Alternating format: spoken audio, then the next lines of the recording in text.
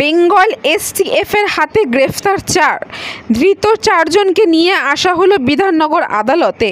নিজেদের হেফাজতে নেওয়ার আবেদন জানানো হয়েছে। গতকাল সন্ধ্যায় মুর্শিদাবাদের ফারাক্কা থানায় নেতাজি নগর সেতুর নিচ থেকে বিপুল পরিমাণে অস্ত্র ও কার্তুজ উদ্ধার করেছিল বেঙ্গল এসটিএফ। গ্রেফতার হয়েছিল বাংলা এবং বিহারের 4 জন অস্ত্র ব্যবসায়ী। আমদানি করা হয়েছিল ওই আগ্নেয়াস্ত্র এবং কার্তুজগুলো, এমনটাই তদন্তকারী অধিকারিরা জিজ্ঞাসাবাদ সূত্রে জানতে পেরেছে।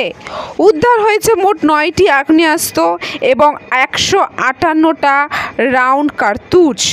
ধৃতরা মুকেশ মিশ্র ভাগলপুর বিহারের বাসিন্দার, শ্যামজিৎ কুমার ঠাকুর ভাগলপুর বিহারের বাসিন্দার, নিগম উদ্দিন শেখ মালদার বাসিন্দার, সানাউল শেখ মালদার বাসিন্দার। সল্টলেক থেকে বিভাস দাসের সঙ্গে আমি রিঙ্কি সর্দার, নিউজ কলকাতা 24।